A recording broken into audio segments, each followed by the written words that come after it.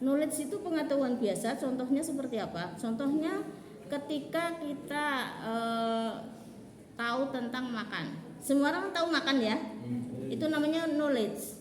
Artinya bukan sesuatu yang harus dijelaskan secara rinci, secara ilmiah, tidak. Pokoknya kalau ada orang, ayo makan, pasti paham, gitu loh. Itu namanya knowledge ya. Namanya pengetahuan biasa ya. Kalau kita bahasakan bahasa Indonesia, knowledge artinya adalah pengetahuan biasa. Contohnya makan, ya semua orang ngerti lah ya. Jadi kalau ada manusia kok nggak ngerti knowledge, tidak ngerti makan, itu jadi manusia aneh, ya kan? Nah, karena semua orang tahu, makanya itu namanya pengetahuan. Jadi sesuatu yang diketahui namanya pengetahuan, ya. Dan diketahuinya itu tidak memerlukan syarat-syarat ilmiah, itu namanya pengetahuan atau knowledge. Nah, sedangkan kalau ilmu, ya, ilmu kan ini ilmu dakwah ya, itu adalah yang dari bahasa Inggrisnya adalah science, ya, science, ya. Nah, science ini artinya ilmu pengetahuan ilmiah. Jadi ada syaratnya ilmiah, itu bedanya. Nah, ilmiahnya itu di mana? Ilmiahnya kemarin sudah saya terangkan ya, jadi tidak perlu saya jelaskan lagi ya. Yaitu yang memenuhi syarat ilmiah yang nomor 1 kemarin universal. Masih ingat? Hah? Kalau nggak ingat, aduh saya susah dong. Jadi tipsnya supaya ingat terus ya, kuliah didengarkan baik-baik ya. Nanti mau tidur dibuka lagi catatannya. Itu ya. Jadi tips orang cerdas itu di situ. Saya dari dosen saya dulu S1 ya.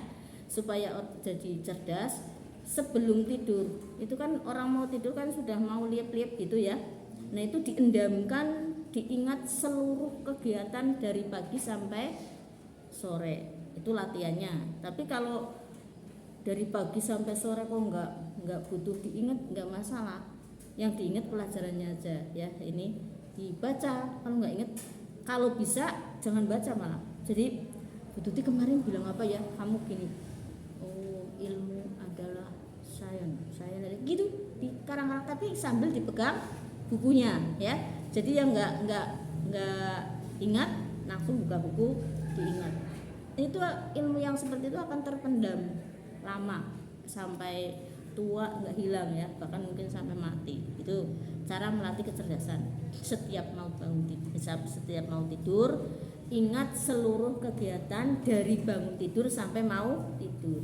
Contoh, mau tidur Anda ingat, tadi pagi aku bangun jam 3, aku langsung sholat tahajud ya. Sehabis itu aku langsung jamaah subuh. Sehabis jamaah subuh aku sarapan. Sehabis sarapan aku terus ke kampus aku di jalan gini sampai mau tidur ingat semua. Ini nanti cerdas otaknya ya.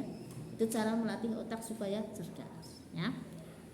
Nah, kalau sudah pelatihan seperti itu, yaitu malam-malam mau tidur dibaca ya. Malam-malam mau tidur dibaca apa yang tadi disampaikan oleh dosen ya, diingat, nanti ingat terus. Nah, setelah itu bangunnya besok kayak gitu. Begitu bangun wudhu langsung qiyamul lail, sholat subuh. Habis subuh kamu baca lagi. Jadi 1 hari 2 kali minimal mata kuliah diulangi ya. Kalau yang ngaji juga materi ngaji yang di pesantren itu akan tertanam dengan sendirinya, akan menjadi cerdas ya. Makanya enggak wayangan gitu ya. Begitu tes udah nempel semua di sini. Ya, makanya dulu kan teman-teman saya gitu, kalau di pesantren katanya Mbak Tuti ki ora tahu sinau, turu terus gitu ya. Ngertine Dek, aku turu nih. Misalnya itu kan bahasa Semarang, aku kan mondoknya yang Semarang ya. Lah tapi kok cerdas men, kok ranking 1 terus piye gitu ya. Itu sebenarnya seperti itu. Saya memakai metode yang diajarkan oleh dosen saya. Jadi tips orang sukses sudah mudah ya. Manut guru, manut wong tua ya. Guru itu siapa? Yang meliputi semua yang mengajarkan ilmu kepada kita namanya guru. Nah, bahkan kalau sahabat Ali bisa menjadi babul ilmi, ya kan? Sahabat Ali kan babul ilmi, jadi pintunya ilmu. Kalau Rasulullah adalah gudangnya ilmu kan itu. Itu karena sahabat Ali itu sangat menghargai ilmu sampai mengatakan begini, ana abdun liman alamani walau harfan. Itu ya kata-katanya sahabat Ali. Saya adalah abdun itu pelayan ya, atau pembantu atau khodam, atau apalagi budak ya. Saya adalah budak bagi orang yang memberikan atau memberikan namanya ilmu kepada saya meskipun satu huruf, atau mengajarkan ilmu pada saya meskipun satu huruf. Saking menghargai ilmu sampai sahabat Ali itu mengklaim dirinya sebagai budak orang yang pernah mengajarkan beliau ilmu meskipun cuma satu huruf. Masya Allah, pantesan jadi orang ahli ilmu ya. Jadi tips kita menjadi orang cerdas, menjadi orang ahli ilmu sebenarnya satu, cinta ya. Nah, cinta pada siapa?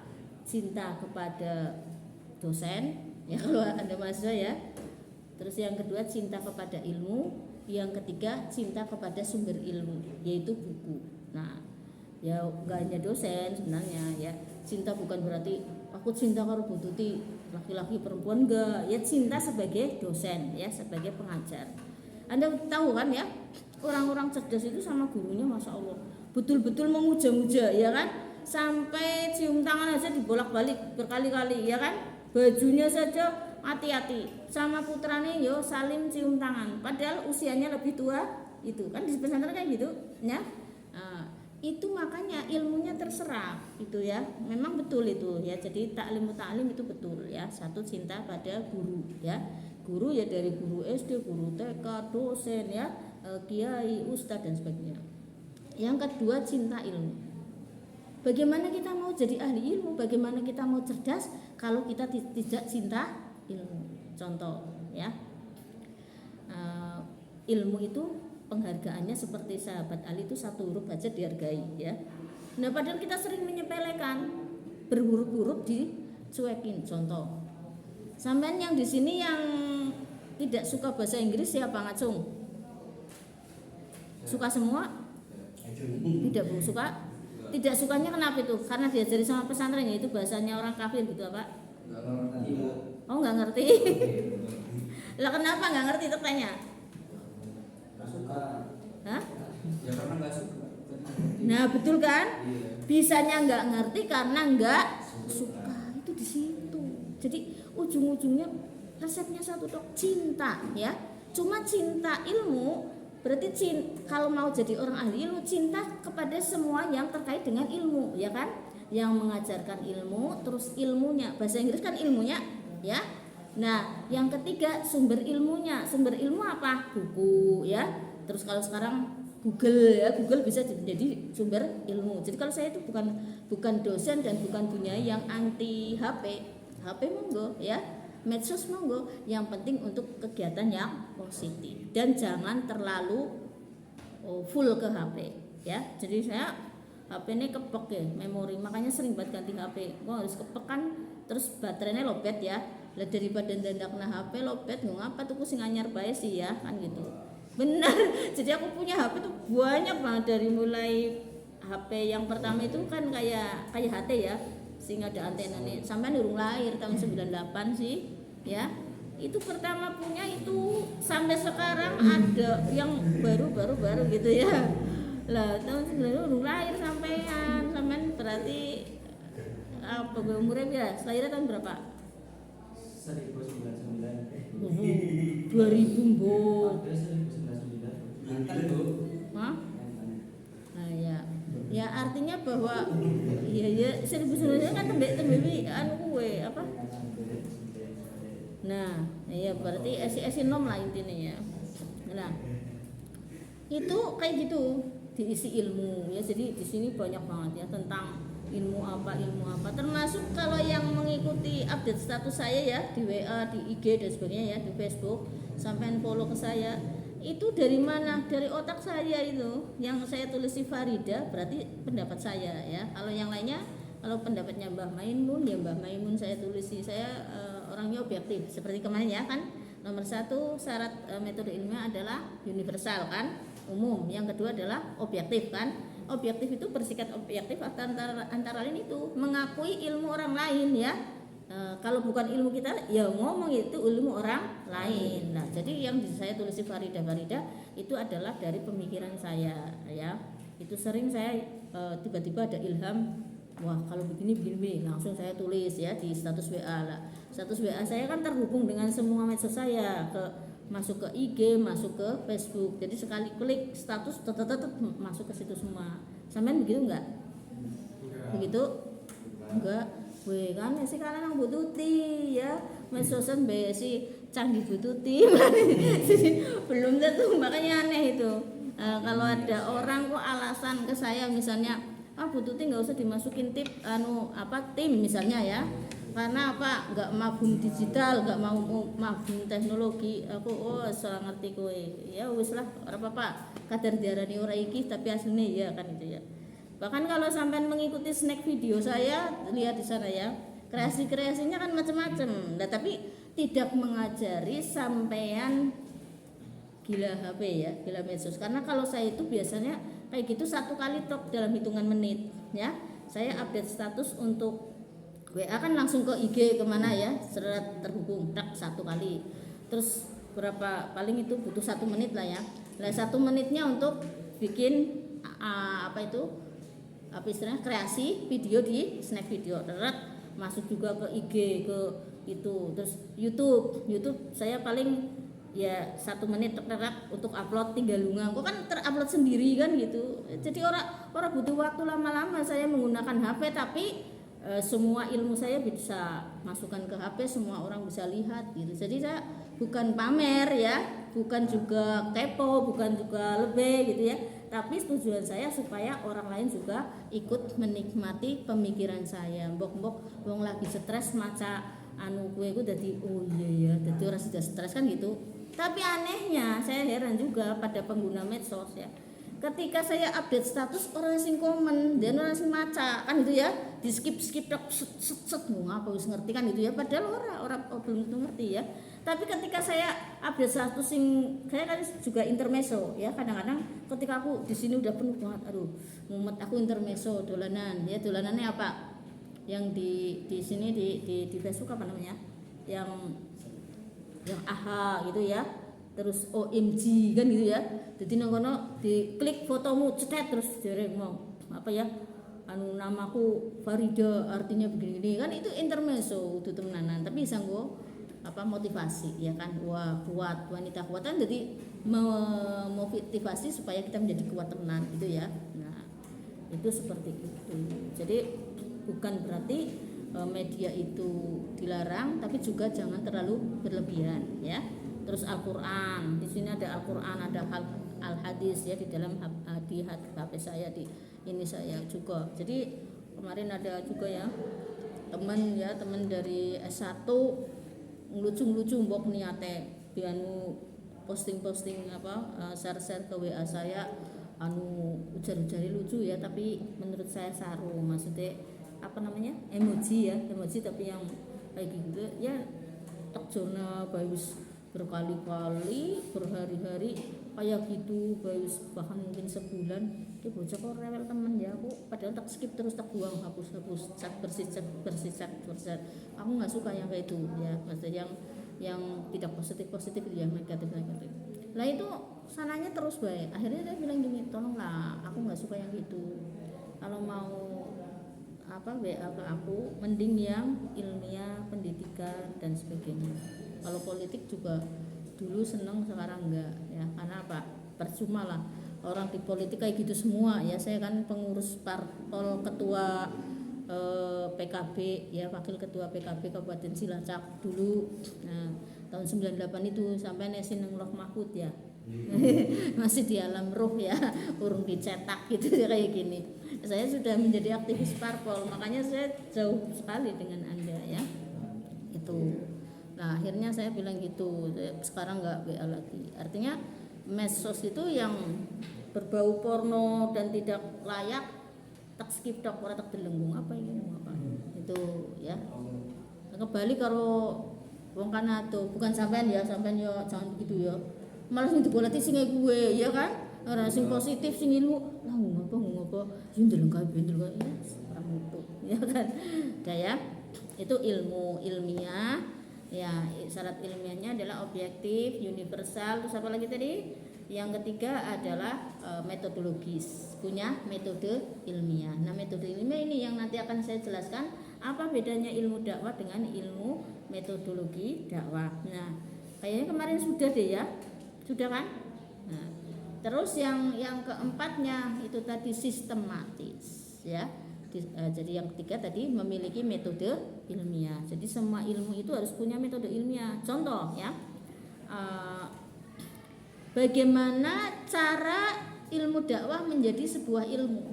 Ya ada metode ilmiahnya dulu. Jadi sebelum ilmu dakwah ini diklaim menjadi ilmu, seperti sekarang ada metodenya, yaitu apa? Kemarin sudah deh, jadi saya ingat sekarang. Ada cara berpikir deduktif, ya, yaitu cara berpikir, jadi saya ngulang lagi lah, dari yang utama atau yang luas ya, secara umum, yang umum, kemudian diteruskan sampai kepada kesimpulan yaitu yang lebih rinci. Itu namanya cara berpikir deduktif. Itu metode ilmiahnya ilmu dakwah, antara lain itu ya, satu. Yang kedua, kemarin sudah saya sampaikan Jani ya, yaitu metode induktif. Kalau induktif itu yang seperti apa? Induktif itu terbalik seperti tadi. In kan kecil ya, induk. Nah, dari yang kecil dulu ya. Induktif, kalau D gede gitu ya. Dari induktif itu dari berpikirnya dari yang kecil-kecil dulu, yang rinci dulu ya. Misalnya seperti apa? Kemarin sudah saya contohkan. Misalnya ya, KPI adalah salah satu prodi di Unuga misalnya ya. Itu kan kecil ya, satu provinsi ya. Nah, terus kemudian PAI juga prodi di Unuga. Itu kan satu-satu. Itu namanya induktif, dari yang kecil-kecil dulu, yang rinci-rinci dulu ya berpikirnya. Terbalik dengan yang tadi deduktif. Kalau deduktif itu gede dulu baru ke rinci. Nah, terus ekonomi juga salah satu prodi di Unuga nih ya.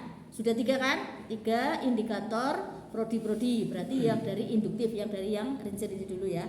Nah, dengan demikian maka 3 prodi tersebut adalah termasuk prodi di Unuga. Kan 3-3-nya akhirnya terakhir. Nah, itu namanya pemikiran secara induktif, dari ngambil satu-satu dulu, secara rinci dulu, baru kesimpulannya ke general atau umum. Paham ya? Nah, sekarang udah paham. Kalau kemarin memang agak nggak paham gitu ya, sekarang paham karena sekarang sudah relatif tenang ya. Kalau kemarin kan kayaknya kemerungsung ya, orang genah gitu. Oke, itu metode ilmiah ya, punya metode ilmiah. Sistematis yang keempat ya, syarat ilmiah. Syarat sebagai sains kan harus memiliki ya ilmiah ya. Yang keempat, ilmiah itu apa? Sistematis. Sistematis itu seperti apa? Tersistem, terhubung ya, saling menyambung, ada apanya ya, rangkaian yang tidak terputus. Itu namanya sistematis. Ibarat ini nih, contoh ini kan, ini untuk contoh ya. Ini namanya sistematis, terhubung itu seperti ini, nggak ada putusnya. Ini kalau putus tak ya nggak, berarti nggak terhubung. Itu gambaran secara mudah. Tapi gambaran secara teori apa yang dimaksud sistematis? Ya, memiliki sistem yang jelas dan terhubung secara sempurna sehingga bisa menjadi satu rangkaian. Itu namanya sistem ya. Nah, ilmu juga harus seperti itu, seperti ilmu dakwah. Ini ilmu dakwah itu sistematis. Sistematisnya apa? Contoh, ada pengertian tentang ilmu dakwah, ada dasar hukum ilmu dakwah, ada metode ilmu dakwah. Nah, itu namanya sistematis. Semua sudah ada. Nah, kalau yang knowledge tidak seperti itu ya. Misalnya knowledge, apa yang dimaksud dengan makan? Yuk, sampai mendefinisikan apa? Boleh sih, diilmiahkan boleh, ya kan? Nah, diilmiahkan misalnya, ayolah, kita berinovasi. Kata Bu Tuti, makan bukan termasuk sains, bukan tidak ilmiah, ya kan? Kita coba definisikan makan. Terus sampean mendefinisikan makan artinya memasukkan sesuatu ke dalam mulut, ya kan? Sampai dikunyah langsung ditelan, ya. Yang dimasukkan berupa makanan. Itu contoh. Itu kan sudah punya definisi. Tapi apa sampai di situ, Dok? Enggak. Ternyata ada pengertian lain. Kalau menurut dokter, makan itu tidak melakukan sesuatu dalam mulut, termasuk infus, ya. Itu namanya makan katanya, kata dokter, ya kan? Yaitu makan katanya memasukkan makanan, ya kan? Tapi tidak melalui mulut, kan gitu. Jadi secara umum diterima apa enggak ilmu itu baru namanya ilmiah. Terus metodenya apa? Metode makan siapa ya? Nah, metode makan ya misalnya apa? Dengan cara memasukkan makanan ke dalam mulut. Ya, dimasukkan, yaitu ambil dulu makanan, ya kan? Terus dimasukkan ke mulut, dikunyah. Itu metode ini misalnya. Tetapi kan apa benar kayak gitu? Ternyata ada juga yang ambil sari makanan dimasukkan ke ini. Jadi memang kalau sudah menjadi sains, suatu knowledge harus itu memiliki 4 syarat tadi. Kalau salah satu 4 syarat tadi tidak ada, berarti bukan ilmu, hanya sekedar pengetahuan. Seperti tadi, ya kan? Mendengar siapa? Metode ilmiah mendengar siapa? Kan orang-orang apa jajal? Gak bisa kan kita mendengar itu seperti apa ya? Metodenya apa? Ya bisa lah kita gambarkan, ya kan? Berarti itu adalah knowledge. Paham ya? Sampai sini oke. Terus kita lanjut. Kalau sudah tahu apa itu ilmu, terus kemudian dakwah, kemarin sebenarnya sudah saya sampaikan. Kalau dakwah itu artinya dari bahasa Arab ya, da'a ya da'u dakwatan. Itu bisa dilihat di situ di halaman berapa? Awal ya. Ya, dari bahasa Arab itu yang ada bahasa Arabnya ya di situ ya. Da'a ya da'u dakwatan. Apa ada yang di sini tidak bisa bahasa Arab? Tulisan Arab ada? Kalau ada jujur aja. Ada enggak? Ada yang enggak ngerti tulisan Arab sama sekali? Ada enggak? Jujur aja, kan mungkin ada yang dari umum, sekolah umum enggak ada. Alhamdulillah. Kalau ada itu di sini ada apanya? Training untuk supaya bisa Arab ya. Nulis Arab dan membaca tulisan Arab ya ada. Nah, kalau nggak ada ya berarti bisa semua, itu dilihat di bukunya ya. Da'a ya da'u dakwatan. Nah, itu adalah kalau di tasrif ya. Itu kan siapa sih baca pondok namanya jejal di tasrif. Dengan tasrifan ada enggak sing baca pondok? Iya, terus iya. Ya, terus ya di anu kena pertama isim apa itu da'a ya, terus ya fil mudhari ya. Jadi memang da'a yad'u dakwatan itu dari fiil mati dulu, da'a, terus yad'u fiil mudhari. Lah terus kemudian dakwatannya adalah isim masdar. Itu kalau dalam bahasa Inggris ya, itu namanya itu kan wazannya berarti fa'ala ya. Nah, itu artinya pekerjaan yang sudah lampau. Nah, pekerjaan yang sudah lampau itu adalah ini apa? Kalau dalam bahasa Inggris itu past tense ya.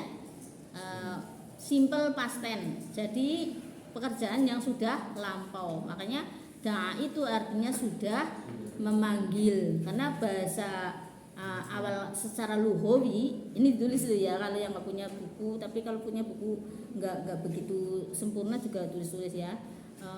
Secara lughawi ya, da'a itu artinya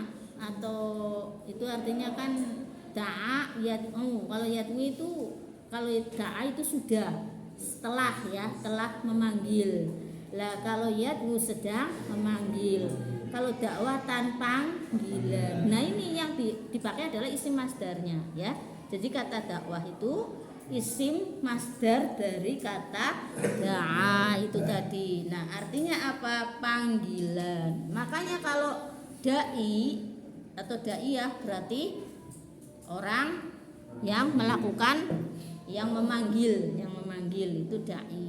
Nah, makanya juga saya itu daiyah, jadi saya itu juga wanita panggilan ya.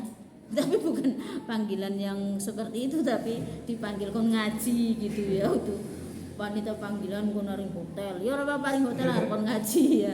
Jadi saya juga ya dulu sering kon ngaji nang hotel, misalnya ada hotel peresmian ya, atau ada perkumpulan apa di hotel, kemudian ngundang saya ngaji untuk memberikan pencerahan, itu juga sering ya. Makanya ini kan bulan Maulud, sampean sing arep ngundang aku muludan yang ngono, ngundang dosenku bae kana gitu ya. Nah, dan sebagainya boleh ya. So, ya apa aja lah, momen apa saja ya. Itu dai, dakwatan dakwah artinya kemarin sudah saya sampaikan.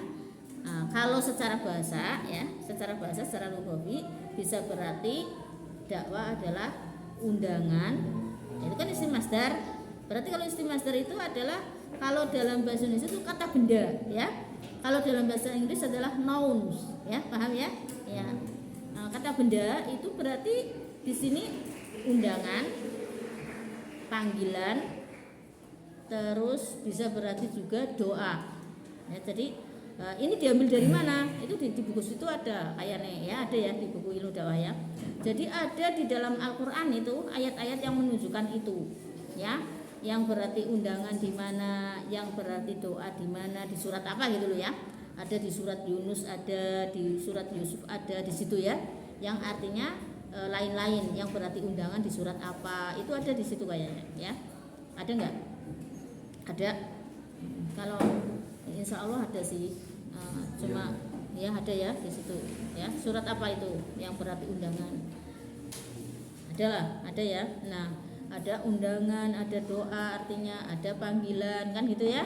Nah, ada seruan sama panggilan mirip, cuma seruan itu lebih serius ya kan. Kalau panggilan itu bisa memanggil. Nah, itu secara lughawi atau secara bahasa.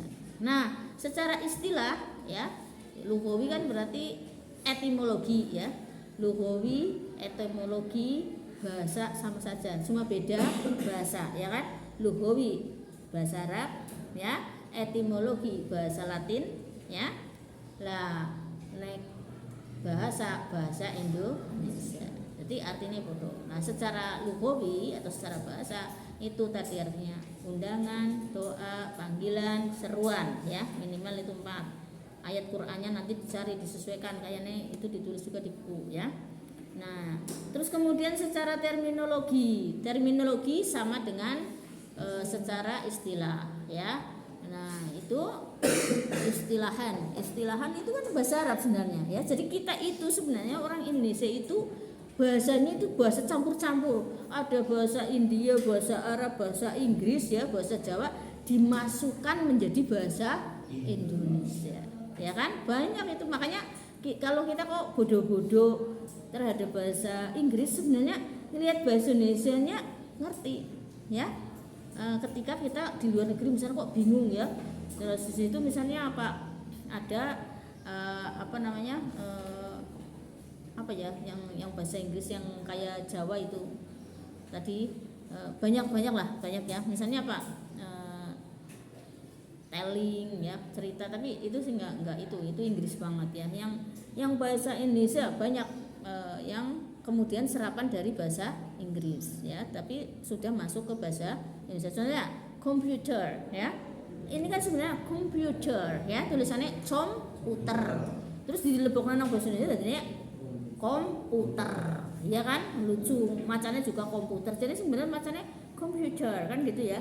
Lah aku ngomong kayak gitu ke di sini malah diguyu, dosennya barang guyu, coba ambilan komputer gitu ya. Guyu kabeh. Oh dasar ya, aksen Jawa ya, ngapak mendingan ngomong itu malah diguyu, padahal itu yang bener ya kan. Nah, kemudian Yaitu namanya salah kaprah. Sing salah dianggap lumrah, ya, dianggap umum. Sing bener malah jadi ya disalahkan, guyu kan gitu. Sering itu dalam kehidupan. Jadi sekarang saya melu-melu sing salah kaprah itu ngomong ya komputernya mana kan gitu. Karena orang lain juga ngomongnya komputernya mana. Termasuk ini kan sebenarnya bahasa Inggris juga charger kan ya. Tapi kalau saya ngomong ambilkan charger, orang sih ngerti, iya kan ya. Jadi casen di case gitu kan. Iya kan pada ngerti kabeh wong kan cas. Lah ketika ya anehnya itu manusia gitu ya. Makanya sampean enggak usah ambil pusing manusia ya. Manusia itu baik di omong apa mending elek ya kan, cuek baik itu kata Gus Dur bagai gue ya, orang usah ngurusi omongan wong, jalan aja, karena sebaik apapun kita pasti ada yang tidak suka. Lah itu pengalaman ketika saya ngomong bahasa Inggris komputer diguyu nang wong gue dosen teman saya gitu ya. Tapi ketika saya ngomong cas dheweke genderan guyu aku, jenenge sing bener charger. Lah kepriwe aku menyesuaikan kono melu-melu bahasa Jawa malah kono nyalah nanyung diguyu lah wis pancen dasare wong tukang guyu wong ya kan. Maksudnya kabeh-kabeh diguyu kan, sing bener diguyu, sing salah apa maneh ya. Nah, itu seperti kisah Luqman Hakim kan gitu. Nah, oke. Terus sekarang bedanya apa? Metode, itu tadi istilah ya, dakwah secara istilah adalah mengajak orang lain untuk ya memeluk agama Islam atau melaksanakan ajaran Islam untuk mencapai kebahagiaan dunia akhirat. Tuh pengertian dakwah. Jadi ini mengajak orang lain ya. Jadi sampai orang ngajak-ngajak ya orang dakwah jenengane ya. Walaupun nanti secara luas akan diterangkan di metode dakwah. Ternyata mengajak itu tidak harus dengan verbal, tidak harus dengan lesan. Jadi banyak metodenya. Besok kalau sudah semester 4 ada ya metodologi dakwah. Nah, mengajak orang lain ya atau sekelompok orang untuk memeluk agama Islam atau melaksanakan ajaran Islam untuk mencapai kebahagiaan dunia akhirat. Yang punya buku boleh diarsir, kalau nggak sama bolpen ya sama stabilo bos ya kan ada di situ ya. Pengertian dakwah ya di halaman berapa itu? Sampean jenenge sapa? Dika. Hah? Namanya siapa? Hah? Sidik ya, jenenge Sidik pantesan. Bener nih, wong bener kan seneng ilmu ya. Jadi di halaman 3 tuh Sidik udah ngeliat ya. Ada pengertian dakwah secara istilah cuma disimpulkan langsung ya. Dakwah adalah kan gitu ya. Mengajak orang lain bla bla bla sampai selesai. Itu diarsir aja yang punya buku set gitu ya. Tapi untuk mempermudah sambil mengikat ya boleh ditulis ya. Kadang-kadang orang itu ada yang untuk menguatkan ingatannya sambil ya atau sebenarnya tidak butuh menguatkan karena sudah kuat ingatannya, tapi bisa suatu waktu bisa dibaca ya kan oleh orang lain. Makanya menulis itu kan namanya sedekah juga kan, jariah. Jadi buku tinggalanmu ya, kalau kamu sudah di alam lain ya besok kok ada yang nemu dibuka, dakwah biar ini terus disampaikan lagi, sampean punya jariah ilmu gitu ya. Jadi keuntungannya ya termasuk ini, saya itu nggak menjual buku tapi saya jariah ilmu, cuma saya butuh juga cetakannya ke saya karena saya belum ikhlas banget gitu ya kalau yang terkait dengan ganti cetakan gitu ya. Kalau ilmu tak jariahkan semua ya, dari saya mulai punya ilmu saya menyiarkan semua ilmu saya, tidak hanya ilmu dakwah ini ya. Jadi semua apa yang saya sampaikan saya sudah diniatkan untuk jariah ilmu saya. Nah itu sampai juga begitu mulai sekarang ya, tak kasih tips ya supaya menjadi orang yang baik, orang soleh, orang yang takwa. Dari sekarang kalau yang kemarin kami belum niat, sekarang niat ya, mulai sekarang. Ya Allah, bismillah, saya berniat mensedekahkan dan menginfakkan serta mewakafkan ya diri saya, ilmu saya, harta saya, dan semua yang berkaitan dengan saya dalam lillahi ta'ala. Jadi nanti artinya hartamu dipakai orang, yaitu sudah infak kan gitu ya. Makanya saya santai-santai aja jare bojoku kan, mau apa kok ibu kelambi, ya Allah kelambi ratusan kan ya, kudung juga ratusan ya, baju kudok 3 lemari ya. Aku nggak beli padahal ya, ada bae sing ngasih, ada bae sing perintah seragam, maksudnya nggak beli di kalau lebaran itu males ya, karena saking akeh. Jare bojoku kuwi tulis diwakena wong ya kan gitu ya.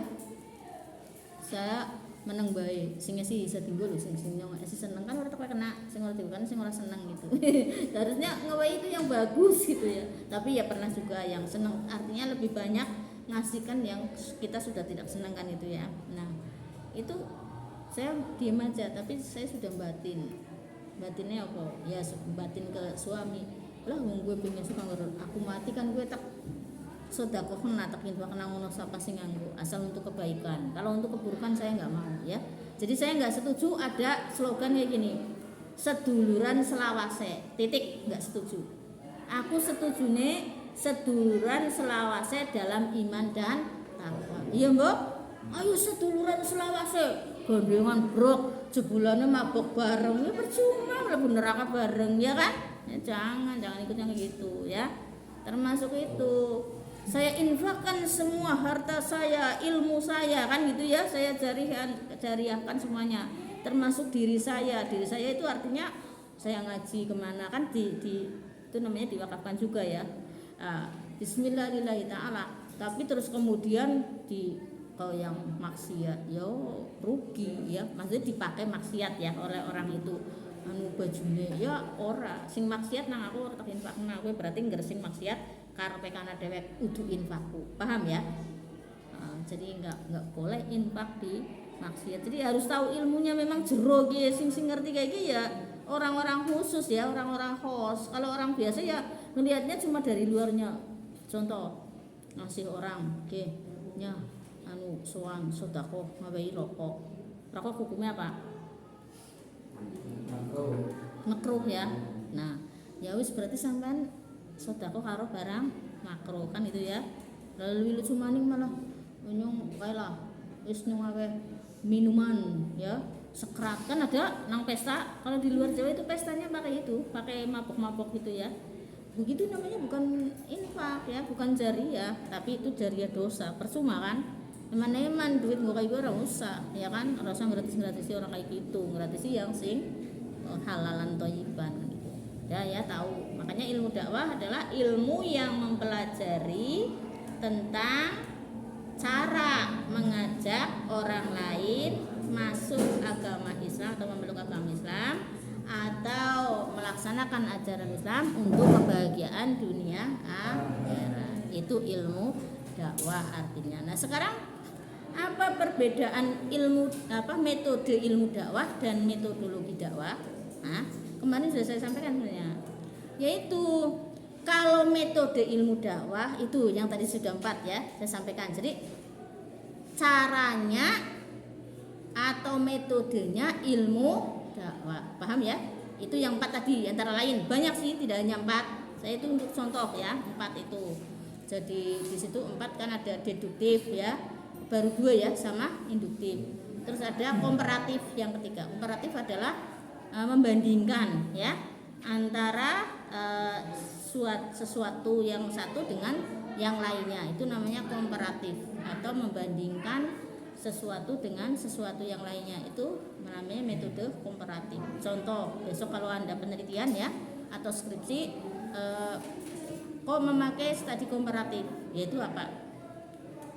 Manajemen dakwah di pondok pesantren ya, Rodotul Quran ya, dengan studi komparatif ya, judulnya skripsinya ya, studi komparatif manajemen dakwah di pondok pesantren Rodotul Quran dengan pondok pesantren Ihya Ulumuddin. Nah, sampean Rodotul Qurannya diteliti, Ihya Ulumuddinnya diteliti, baru dibandingkan. Itu namanya metode ilmiah, metode dakwah dengan metode komparatif. Paham ya?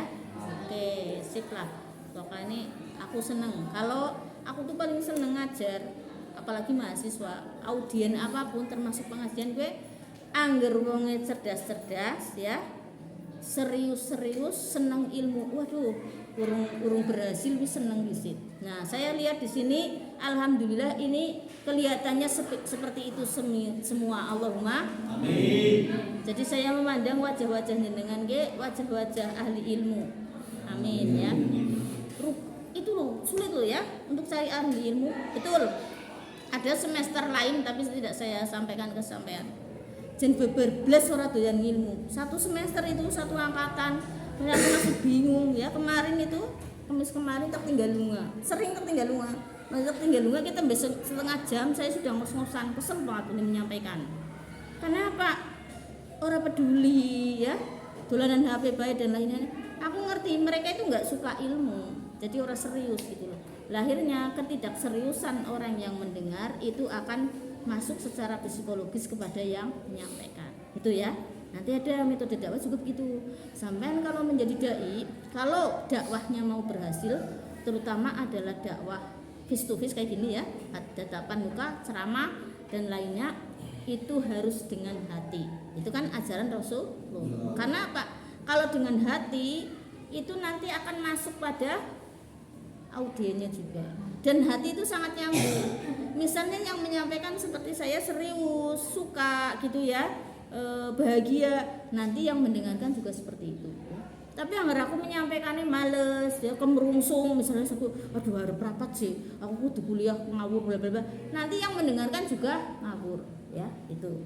Makanya di situ kenapa lebih berhasil di pesantren daripada di audiens secara umum dai-dai itu, kayak gitu sebenarnya. Kalau di pesantren nggak banyak guyon, nggak banyak, itu guyonnya biasa aja ya, nggak banyak macam-macam ya. Tapi di situ gurunya benar-benar ikhlas ya kan, menyampaikan kebenaran ilmu lillahi ta'ala, yang disampaikan juga sesuai dengan perilakunya Rasulullah. Makanya masuk ke santri. Tapi kalau yang di sana di panggung-panggung yang akbar singkur guyon tok ya, terus malah ngomongnya saru-saru kan akhlaknya tidak sesuai dengan Rasulullah. Materinya juga seringnya melenceng jauh dari materi yang diajarkan oleh Rasulullah. Guyon saru, waduh rusak ya kan. Umatnya orang tambah apik, malah pulang materinya orang ulih ya, malah melune elek, itu sensitifnya. Makanya kenapa Anda perlu mempelajari ilmu dakwah itu yang aksiologi kemarin ya, antara lain itu supaya Anda itu tahu ilmu tentang bagaimana berdakwah kan gitu. Nah itu berdakwah yang baik, benar dan menarik. Ada 3 indikatornya supaya berhasil: baik, benar, menarik ya. Baik itu berarti sesuai dengan kebaikan ya. Tapi kalau benar berarti sesuai dengan, ini kebaikan secara umum kalau baik ya. Kalau benar berarti sesuai dengan Al-Quran dan Al-Hadis, sesuai dengan Islam, itu benar ya. Nah menarik yaitu ada ketertarikan ya dari audien, dari mad'u. Ini kan yang mendengar namanya mad'u, kalau yang dakwah namanya dai ya atau daiyah. Nah yang mendengar itu tertarik ya dengan cara apa? Ya dainya harus bisa menarik pendengar ya. Kalau di kuliah kayak gini, sampean tertarik orang aku? Alhamdulillah kelihatan ya. Saya sebenarnya nggak usah tanya, ini berarti tertarik semua. Jadi makanya saya senang gitu ya.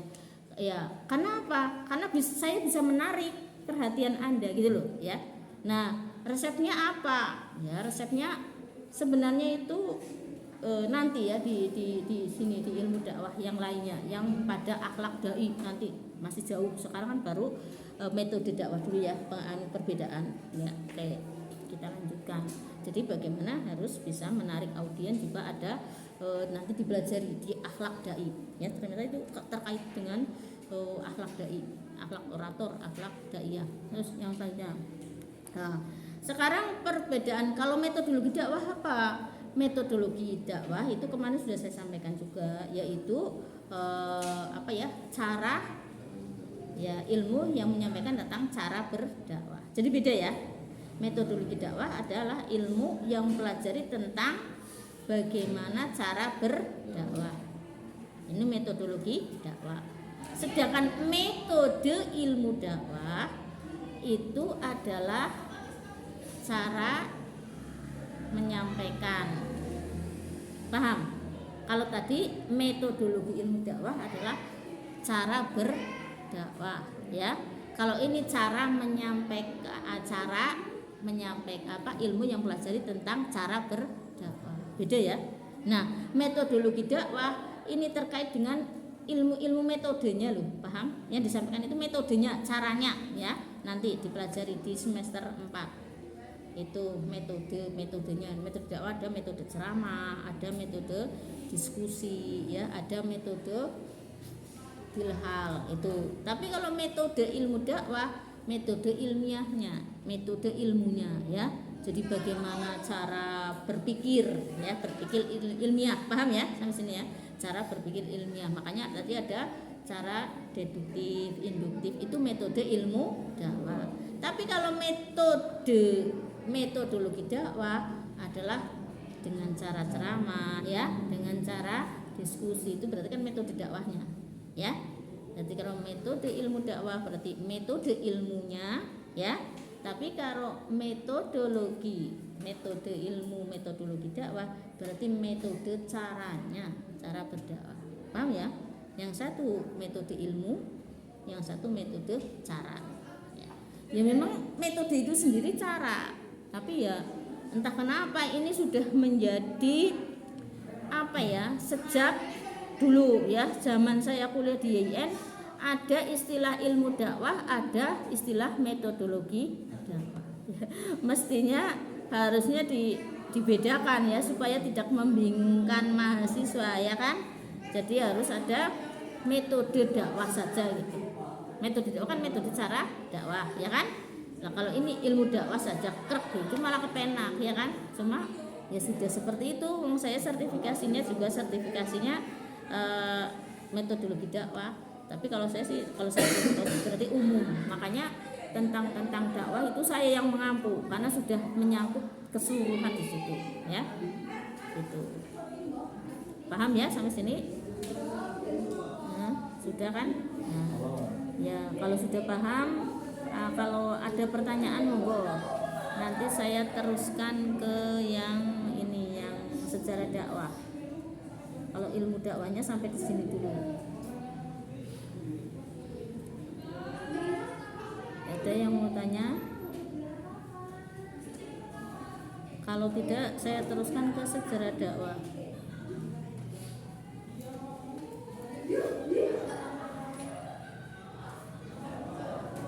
Nah, ini sejarah dakwah kemarin sudah saya share ya, yang materi di YouTube yaitu Arab pra-Islam, ya kan? Mana ini Arab pra-Islam?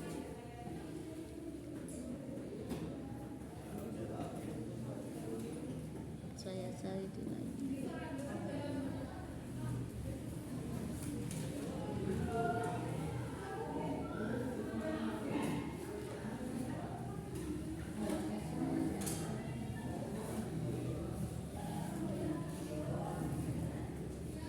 Ini sampai jam berapa sih ya di situ? Kan setengah 9 sampai setengah 11, setengah 11 sampai jam setengah 12, sampai setengah 12 ya. Ini habis ini setengah 12. Mana-mana sejarah.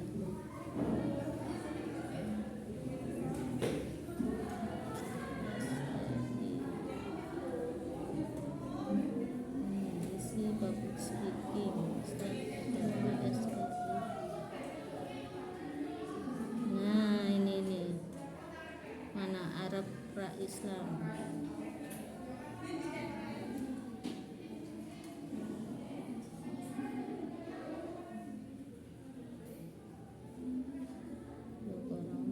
Oh ini nih di atas sendiri.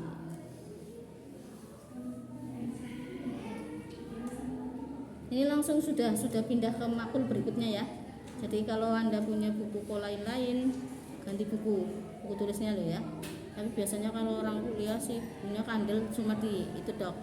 Ini sejarah dakwah sampai sini kan gitu, ini sampai sini, nggak apa-apa.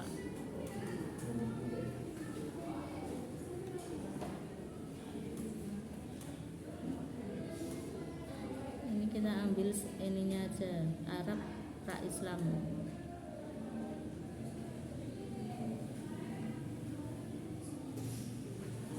Nah, sebelum kita mempelajari sejarah dakwah terlalu jauh, kita tahu dulu sebenarnya sejarah dakwah itu sudah dimulai sejak kapan menurut Anda? Saya tanya menurut Anda dulu. Sejak kapan? Zaman Nabi Muhammad. Nah, itu menurut Anda ya, zaman Nabi Muhammad. Nah, kalau saya beda lagi. Kalau menurut saya, ya sejak adanya Nabi yang disuruh untuk menyampaikan risalah, ya kan, untuk berdakwah. Kelihatan nggak wajahmu di sini? Ya? Kelihatan nggak maksudnya saya tanya? Kelihatan, alhamdulillah. Soalnya saya pernah muter-muter kayak gini di audio, juga sih kelihatan tembok terlalu tinggi ininya kan ini kameranya kamera itu depan. Nah, itu kayak gitu ya. Nah, berarti siapa? Nabi yang pertama kali disuruh berdakwah siapa? Nabi siapa? Apa Nabi Adam suruh berdakwah? Ya, itu. Jadi sebenarnya sudah sejak zaman Nabi Nuh alaihi salam. Lah Nabi Nuh sama Nabi Musa, Nabi Isa, Nabi Ibrahim duluan mana? Yuk. Benar. Nah, ini yang sering terjadi kekeliruan dalam kita itu seperti itu, ya kan? Sebenarnya enggak. Karena apa? Karena kan Nabi Ibrahim alaihissalam kapan itu? Kan bapaknya para nabi. Udah yang tahu Isra Mi'raj siapa? Isra Mi'raj di langit pertama siapa? Nabi Adam. Langit kedua Nabi. Terus ketiga, keempat Ibrahim keberapa? Kelima. Apa Nuh? Nang Isra Mi'raj Nuh. Siapa sih? Oh, lah ya. Artinya ya sejarah dakwah itu sejak dimulai itu, sejak Nabi disuruh berdakwah. Nah, kalau acuan kita itu di situ ya. Jadi sejak zamannya Nabi Ibrahim, Nabi Nuh itu kan sudah ada ya. Nah, tetapi kalau dari sejarahnya yang menulis itu orang barat, itu sebenarnya kita kaji ke belakang, itu sejarah dakwah itu dimulai dari zamannya itu Isa ya, Isa alaihi salam. Karena apa? Nabi Isa itu disuruh berdakwah kepada Bani Israel. Terus kemudian Musa alaihi salam kan itu di sana berdakwah. Nah, itu di zaman-zaman itu mulainya ya, diawali dari situ. Nah, tetapi kalau kita lihat di zaman lain lagi, ternyata pengertian dakwah itu kan sebenarnya istilah dari umat muslim ya, dari pakar-pakar ilmuwan muslim. Sedangkan di luar muslim sebenarnya sudah ada duluan agama lain, ya kan? Artinya sebenarnya dari Nabi Adam ya Islam semua kan gitu. Tetapi kemudian pemaknaan di masyarakat berbeda lagi ya, karena Adam tidak dipelajari, ya kan? Karena Nabi Adam itu bukan Nabi dai, tapi Nabi menurunkan umat, ya kan? Untuk menurunkan, belum punya umat sih mau berdakwah ke siapa coba, ya kan? Banyak punya anak satu gitu ya, dua sepasang-pasangan, makanya belum dipelajari dari dakwah, secara dakwah dari situ belum ya. Nah makanya di situ kemudian kembali ke belakang, kalau yang agama lain mengatakan itu tadi lagi zamannya Isa, Musa, yaitu sudah berdakwah. Nah ke belakang lagi di agama yang bukan Islam, malah di zaman Yunani ya, di zaman Yunani itu sudah ada misionaris ya, itu seperti itu ke sininya, ke modernnya, artinya itu setelah Isa ya. Jadi ternyata kalau sejarah misionaris itu dimulai dari zaman Nabi Isa alaihi salam, nanti diteruskan oleh penerus-penerusnya yang misionaris itu, pengikutnya Nabi Isa ya kan gitu. Oke. Nah terus kalau Islam dari mana? Ya Islam itu tadi dari zaman Nabi sebelum Nabi Muhammad ya. Jadi mulai dari itu Nabi Isa ya. Nah, tapi kemudian di sini terus sejarah Islam yang sudah ke sini, maksudnya itu sudah ditarik lebih dekat, itu adalah diawali sejak zaman Nabi Muhammad Sallallahu Alaihi Wasallam. Ini kalau lebih jauhnya dari zaman Nabi Isa alaihi salam, kalau lebih dekatnya kepada Nabi Muhammad. Nah, kemudian di sini mengapa kita harus melihat Arab dulu sebelum Islam ya? Karena pusat dakwah pertama adalah di Arab ya, Nabi Muhammad Sallallahu Alaihi Wasallam. Maka kemudian di sini kita pelajari di sini dulu. Jadi alasannya mengapa kita belajar sejarah dakwah dari Arab dulu. Pertama bahwa asal agama Islam itu awalnya dari sana ya, dari Arab ini ya. Yang kedua adalah untuk mengetahui letak geografis negara Arab. Kan aneh ya, orang Islam tanya Arab di mana, orang ngerti. Sampean ngerti orang Arab nanti? Di benua apa? Lucu ya. Saya itu sok-sok lucu itu kalau sama apa?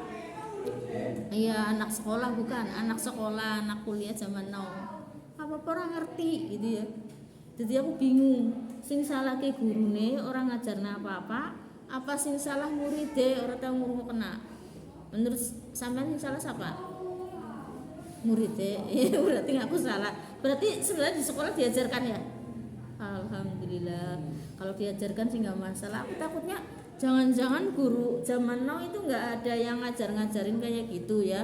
Benua Asia, negara mana saja ya. Kalau zaman saya dulu kan diajarin harus hafal itu ya. Namanya pelajaran apa?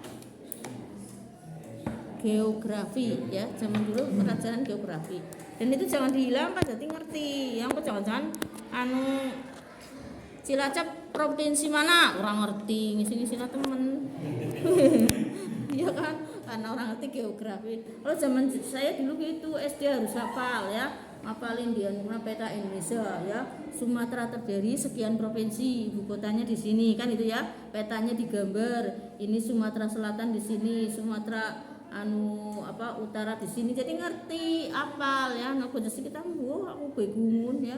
Kemarin anakku ranking 1 ya di sekolah standar nasional juga ya. Ya buku priwe buku LKS itu bentuknya kayak gitulah. Enggak seperti saya dulu ya. Malah aneh. Wong bocah kelas loro SD kok nganggo bahasa S3, bahasa tingkat doktor ya kan bukunya. Jadi secara komprehensif yang dimaksudkan adalah kayak gitu bla bla. Buku priwe ya Allah.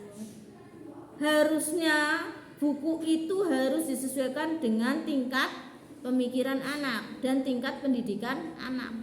Kalau SD ya jangan memakai bahasa S3 ya kan. Jadi lucu bocah SD kon ngerti komprehensif barang ya kan. Secara metodologis aku ngerti guys sekarang mesti dokter ya kan wong pinter, tapi tidak boleh seperti itu. Ngomong itu harus sesuai dengan akalnya ya kan. Rasulullah juga begitu. Makanya ciri-ciri orang alim yang betulan, ulama yang betulan atau wali yang betulan itu membingungkan orang antara lain. Maksudnya bingung, kue orang bisa didefinisikan ya. Sebabnya apa? Ulama yang betul-betul ulama yang betul-betul ya ulama singgung pinter tenanan gitu yang alim sungguhan atau wali yang betul-betul wali sungguhan itu mesti akan pinter banget menjelaskan. Karo preman yang nganggo bahasa preman ya, karo orang alim nganggo bahasa orang alim. Kalau orang awam jamaah di musola-musola nganggo bahasa jamaah, karo wong nang pasar nganggo bahasa pasar ya. Jadi sulitnya itu tapi nanti dipelajari juga di metode dakwah ya, di metode ilmu dakwah.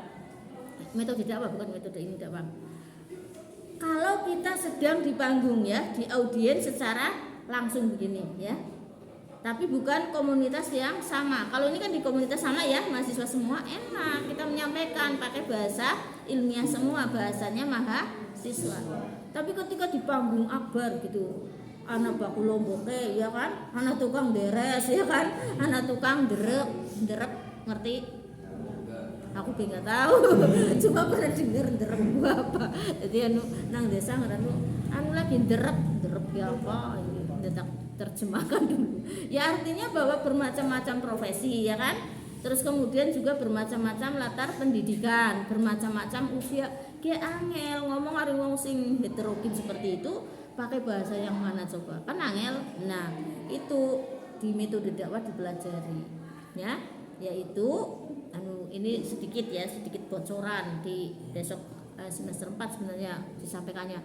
Tapi kadang-kadang sok nggak ada sih ya. Semester 4 ternyata nggak ada makul itu nggak dimunculkan lagi. Jadi bocoran ya, ini bocoran. Cara ceramah yang seperti itu ada di public speaking, ada nanti di yang soal habis ini ada mata kuliahnya. Itu ambil yang mayoritas. Ingat ya, ambil yang mayoritas. Jadi sebelum Anda naik panggung sudah dilihat dulu. Gusti akeh wong apa ya? Oh, akeh wong pedagang. Ya banyak-banyaklah ketika bicara dengan pakai bahasa pedagang. Dan materinya juga banyak yang diterangkan sesuai dengan pedagang. Nah, tapi jangan melupakan yang ini, yang lainnya, yang sedikit ya, yang minor. Jadi perbanyak yang mayoritas penyampaiannya, mayoritas audiennya basicnya apa ya, tapi juga sambil disinggung-singgung yang minoritas. Itu trik supaya kita bisa dikenali oleh semua masyarakat ketika kita sedang di panggung ya. Contoh, pernah ada dulu ya, namanya Ki Haji Fuad Hasim ya, pengasuh pondok pesantren Buntet ya di Jawa Barat sana, yang abahnya Gus Abbas ya. Gus Abbas itu dari Buntet. Itu Masya Allah ceramah 3 jam di Cilacap. Saya waktu itu masih SMP ya. Beliau itu bahasanya itu bahasa langit ya, kalau bahasa kitanya. Bahasa langit itu apa? Filsafat tauhid. Balaghah mantek metu kabeh. Pinter ya, wong alim. Lah, aku kan seneng, enjoy banget ya. Terus karena saya paham waktu itu masih SMP tapi paham. Terus apa ayahku, ustadku pada paham. Nggak taunya besok harinya bener ini saya menyaksikan sendiri. Jadi saya oh berarti betul itu metode dakwah. Sekarang ngertinya waktu sudah kuliah S1 ya. Kalau dulu saya nggak ngerti, waktu itu masih SMP sih. Tiba-tiba ada masyarakat yang tadi malam ikut pengajian ya, beliau datang ke rumah ayah saya. Kok ngomong kayak gini, Pak Yai, niku mau dulu sono tiang kepripun? Lho nang apa sih? Kayak wong pinter banget, wong alim, terus pengasuh pondok pesantren itu ceramah. Cara kula temboten, cara kula niku kiai kentir kuwi. Sejahat banget nang udzubillah semangat. Ini akibat menyampaikan ceramah yang tidak sesuai akal audien. Wong bodoh ora ngerti apa-apa kon mikir tauhid tingkat dewa ya. Terus nang kono maning penjelasane karo bahasa-bahasa langit ya kan, penjelasannya karo bahasa-bahasa balaghah mantik ora ngerti. Malah ora jare rumangsa ini bodoh banget ya, ayo kowe ora maksud. Malah ngarani kiai ini kentir, Masya Allah. Padahal kiai ulang-ulangan. Nah kenapa sih Pak? Dene saya temen rika gitu ya omong kentir. Ya ora kentir kepriwe? Nyampe kena 3 jam ceramah. Banune ora nasi ngerti siji-siji yo, angel-angel kabeh. Astagfirullah. Itu ya. Jadi makanya jadi dai juga harus begitu. Harus mengerti audiennya ya. Seberapa kita takar pemikirannya ya, melihat dari latar belakang pendidikannya ya, pendidikan umum maupun pendidikan agama, juga latar belakang sosialnya ya. Wong pinter ya S3 tapi sosiale Masya Allah naudzubillah ya, pergaulannya karo koruptor ya, pergaulannya karo wal-wal kedua ya, sejen maning bahasane ya. Bahasa koruptor kan kayak was ora percaya nek ana wong ikhlas, paham? Bahasa koruptor, bahasa sing wong tukang mangani duit haram naudzubillah. Ora percaya sing ana wong ikhlas. Narani wong ikhlas ki wong goblok siji, nek ora wong lombok. Karena apa? Dirinya nggak pernah ikhlas, dirinya itu sukanya korup ya, dirinya itu sukanya ngambil hak orang. Jadi ngerana wong ikhlas, nek orang darani wong goblok ya darani wong lombok itu. Nah, ini saya sangat biasa ya, diarani wong goblok nang komunitas tertentu ya. diarani ngelombok nang komunitas tertentu karena begitu. Sing ngarani ora kaya kuwi, paham ya? Nah, walaupun saya bukan kata-kata, artinya misalnya mau kayak nggak apa-apa, saya nggak ditransport itu juga nggak apa-apa. Saya nggak kepengen duit karena lombok, karena orang kepengen duit kan gitu. Karena orang ngerti arti gula. Tapi anggar aku ngomongnya ya karo ahli makrifat, ya kan? Karo waliullah, ora usah ngomong wis ngerti aku ikhlas apa ora, gitu ya. Nah itu kenapa kita harus ngomong sesuai dengan bahasa kaumnya, ya kan? Kata Rasul kan gitu. Nah, gimana? Berdakwahlah kamu dengan bahasa kaum dia ukulihim gitulah. Depannya apa saya lupa ya. Jadi kon ngomong karo bahasa akal. Ya kayak gitu. Saya nggak ngomong karo wong kae, wong apa jenenge wong preman, wong apa ya bahasa preman. Mulai ya enjoy bae berteman karo aku gitu ya. Karo bahasa preman ya, halo bro, lagi ngapa sih jane kono? Gitu misalnya ya. Tapi ketika sama bunyai kiai beda lagi. Nah, kalau saya dulu kalau sama bunyai kiai itu bisa takdim banget munduk-munduk banget. Sekarang sudah tidak begitu. Karena apa? Saya pernah cerita sama guru saya Pak Sujud Murtado almarhum yang guruman ya. Kulo kok mboten kados nggih. Kulo riyen waktu wekdal kulo tes Senin menawi dumateng kiai, dumateng nyai niku riku banget ngantos pokoke takdim pokoke deg-degan, begitu gemeter dan sebagainya. Ngoten nggih. Terus tapi kok seniki biasa mawon niku pripun nggih jan napa kula suul adab. Saya bilang gitu pada Pak Sujud Murtado almarhum ya yang dulu guruman sini. Saya kan meniman sini juga jurusan fisika lah. Beliau malah bilangnya jawabnya mengagetkan saya. Kue tandane kono wis tekan derajate pada. Astagfirullah, alhamdulillah. Ujar kula nyong anu suudon ya. Dening nyong kon munduk-munduk kaya mbiyen dening ora bisa. Ternyata wis pada level nek mbiyen urung, mbiyen sih anu di bawahnya nyai-nyai kiai-kiai kuwi dadi rasane gemeter wedi ngger selevel ora. Nah, termasuk itu wali-wali ya. Kalau ya nyun sewu itu yang tadi level-level preman, level apa, itu takut banget loh, gemeter ya sama wali, sama ulama, dikira nggak takut ya. Makanya jauh dia menjauh. Nah, supaya tidak takut, gimana kita yang mendekat ya. Nah, kita mendekat nggak bisa pakai bahasa kita, artinya pakai bahasa orang alim ya, pakai bahasa wali orang bisa ya, pakai bahasa preman itu misalnya, tapi tidak harus menjadi preman ya. Ibarat pepatah mengatakan, jadilah kamu seperti air di lautan. Artinya apa? Air ikan ya, ikan di lautan. Artinya apa? Lautan airnya sangat asin ya kan, asin semua, tapi ikan tidak ada yang asin. Bahkan ikan laut sama ikan tawar itu lebih anyep, lebih tawar ikan laut. Percaya nggak? Kalau nggak percaya nanti kalau punya duit ya, atau suatu saat masak, ingat Bu Tuti ya, rasain deh makan ikan air tawar sama ikan air laut, mesti sedepan ikan air tawar, gurian ikan air tawar. Ikan air laut itu kalau yang belum biasa nggak doyan loh, anyep ya, hambar ya rasanya. Jadi bumbunya kudu wake. Tapi ngger bogo ya kan, bogo kan tawar, gurame mbok enak. Wah, ini nikmat ora dibumbuni goreng tok ben enak ya, dijoki apa kae jenenge? Sambal kecap ya. Aduh Bu Tuti lagi makan siang malah cerita makanan, jadi lapar gitu. Enggak apa-apa biar nanti makannya enak ya. Nah itu. Nah, tapi kalau air itu ikan air laut nek ora biasa ora doyan. Awal. Itu ya ini supaya tahu letak geografis negara Arab. Yang ketiga, mengetahui sistem politik dan kepercayaan dari Arab. Jadi nanti kita tahu bagaimana toh sistem politik dan kepercayaan bangsa Arab. Nah, nanti kalau sudah tahu seperti ini, kita akan kagum, Masya Allah, begitu hebatnya Rasulullah ya. Kondisi yang serusak itu bisa hanya dalam kurun waktu berapa tahun? Mengislamkan Arab bahkan dunia berapa tahun Rasulullah? Dihitung. Cara ngitungnya gimana? mulai nggak fokus nih sampean. Jawabannya nggak fokus. Lah itu cuma 15 tahun ya kan, bahkan 13 tahun. Karena apa? Rasulullah berdakwah itu sejak umur 40 tahun sampai 63 ya kan, meninggal berapa tahun itu? 23 ya? Apa berapa? 23 ya? Ya 23 tahun.